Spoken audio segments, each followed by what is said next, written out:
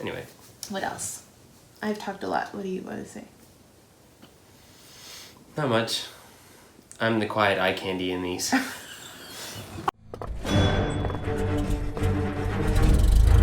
Hello, folks, and welcome back to Around Our World in 80. And this week we did Avengers, which I'm so excited about. Woo! You forgot the woo part. Woo! There you Yay! There we go. Tradition kept. So I'm a huge superhero movie fan. I never really read the comics growing up. Did you?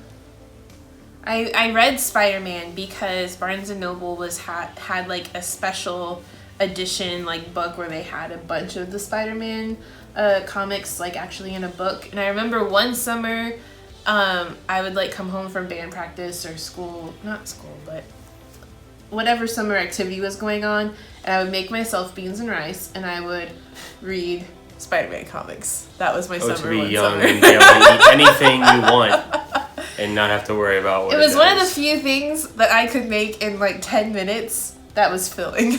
So those were the Spider-Man comics were really the only ones that I read at all. But I do love the movies.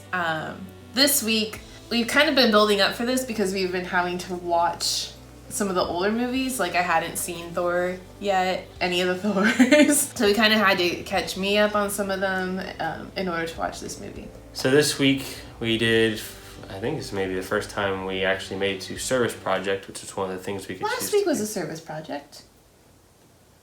We picked up Scratch trash. This month is the first time we've made it to the service project category of things we could do as a family. We've been slacking on that, so that was something we really wanted to focus on. So this week we went and gave some treats to real-life superheroes, being our police officers and our firefighters in the local area around our house. So we went to the store. Mm-hmm. and got some apple trays, apples and cheese, and then also cookies, because... Who doesn't like cookies? Yeah, I mean, you bring a vegetable tray, they're like, oh, thanks. But you bring, like, cookies, they're like, we will be at your house immediately if there's a fire, you know? Whatever. So we just kind of went and anonymously dropped off some cookies and apple trays for our local emergency crews. First responders. First responders, that's what they're called. I was thinking about how to do this for the vlog, because obviously it's not going to be like really awesome video material or anything like that. But one, that's not necessarily the point, and two, I also didn't want people to think like we were coming from a point of going, oh my gosh, look at us, we're doing service projects. We just want to brainstorm. It's like service is a big deal in our household because we serve every Sunday at our church. But we don't necessarily film that because we want to focus on serving, not getting credit there. But we do want to be able to provide a way for you guys as a family to brainstorm how you can do service projects in your neighborhood or with your family. And this is a really, really easy one that anybody can do wherever they are. So that's why we're sharing it. So hopefully that you guys can think of awesome ways to serve with y'all's family. So because the delivering food to our first responders didn't really take that long, the other activity that we did was we have a very rare date day today where Grandma took baby Ray and we got to go watch Avengers. We are on our way! I just might be like this much excited. Alright, so we were having this conversation last night. Who is your favorite Avenger?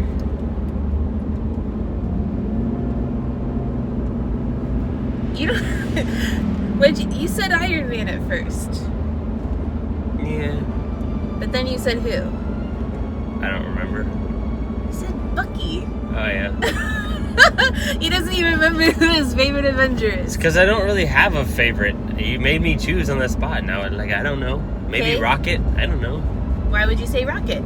He's a raccoon and they're cool. I definitely like Baby Groot, but I think that's for obvious reasons. I have definitely been a Captain America fan for years. but my newfound love of Guardians of the Galaxy has Star-Lord as a very, very close second, maybe equal. This will be an interesting movie for me because they're going to be in the same movie together, so I'll be able to like compare exactly who's my favorite. Okay, so with this movie we know that like we're going to have major like plot twist like with all the characters. So do we like have any ideas on what might happen? Nope. And you like it that way, don't you? I'm not a big spoilers person. I don't really care if you spoil it. It's still a good movie. I don't like spoilers. I don't care. I've been avoiding social media so that nobody spoils the movie for me. All I know is that there's the Infinity Stones and Thanos is like trying to get them all. I don't even really know who Thanos is. I just know he's like this big bad purple character. Jared and I have a theory that the last Infinity Stone that hasn't been revealed is actually with the dude that protects the gate in Thor's universe. Asgard. So we think he has the Soul Stone because he's able to like see souls around the galaxy. But we don't know. We haven't read the comics, so we have no idea. But just as a refresher, so we know that the blue stone, which is the space stone, is the Tesseract. And that is with Loki, right? Currently. Then we have the green stone, which is the time stone, and that's with Doctor Strange. Okay. Then we have the purple stone, which is the power stone, and that's with the people... Nova Corps. Nova Corps, I don't remember what planet they were on. Nova Prime. Okay. And...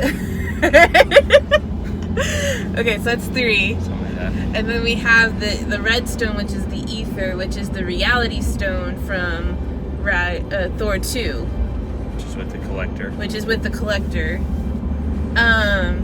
And I'm blanking on... Oh, the 5th stone, which is the Mind Stone, which was with Jarvis/Vision.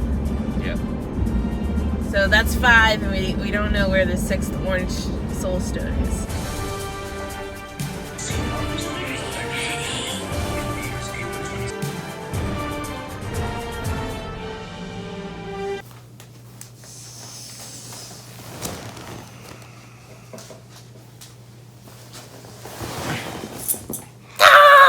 We're okay, Duchess. We're just shocked. Okay, so first of all, this is a no spoilers review of the movie. But I can say nothing. My first initial impressions were that there is a lot in this movie. And my prediction on where the Soul Stone was, gone in the first 2 minutes of the movie. There was a lot to keep up with. A lot. Also, this was probably the longest car ride home ever because we didn't want to talk about it until we got home and got to it to the camera. As far as from a film production standpoint, the costumes and the makeup were beautiful. As somebody who's been sewing intensively for the last few months, I was very appreciative of the detail in everybody's outfits. And even as like the characters have evolved, like the costumes of the characters have evolved. So like, you know, Captain America, you know, used to be in like all red, white, and blue and very patriotic. And now that, you know, Civil War happened and he's kind of gone to the quote unquote dark side, his suit reflects that. And it's been beat up and it has like patches taken out and that part. Like, I love how the costuming kind of tells the story. So as far as movies that you like absolutely have to watch in order to understand this movie, I think you definitely need to see Thor Ragnarok because it starts at the end. This movie starts where the end of Thor Ragnarok Yeah, that's true. left off. So we hadn't seen Black Panther, and we still haven't seen Spider-Man Homecoming. Those were the only two that we... You haven't seen Spider-Man Homecoming. Okay, Jared was on a plane and saw it without me. But I don't think you need to watch those two to understand what's going on in this movie.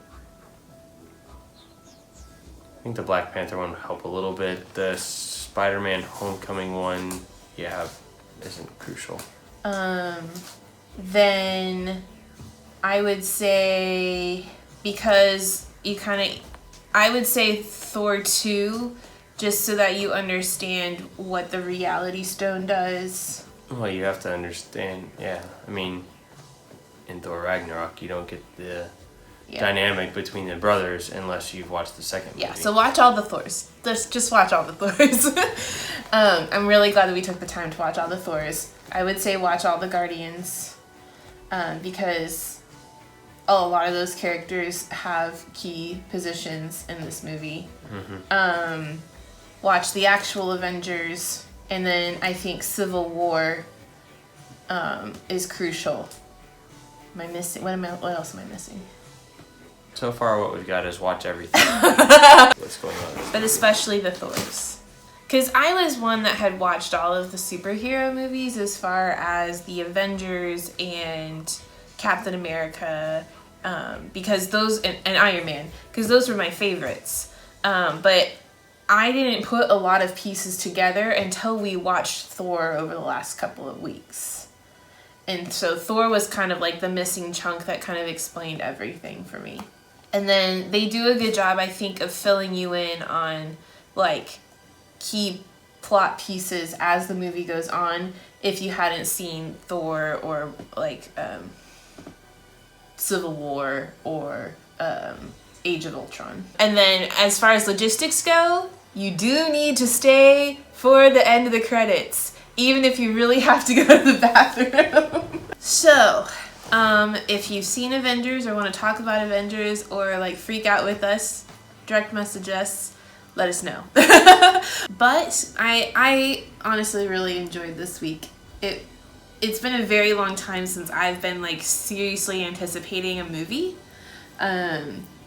Basically since Lord of the Rings. And so it was just fun this week to have some themed things like listening to the soundtrack or doing my Disney bounds, just getting excited about the movie. And it lived up to the hype in my opinion, at least. I'd go watch it again.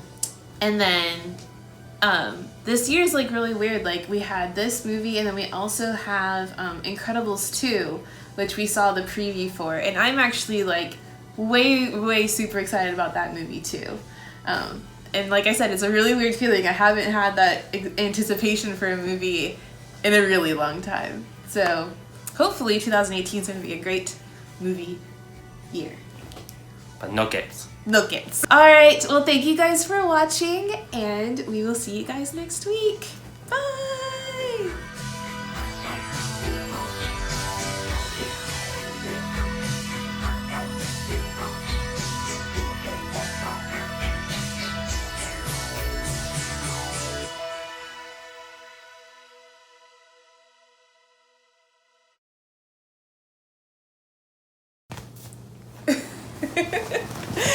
No games. No games.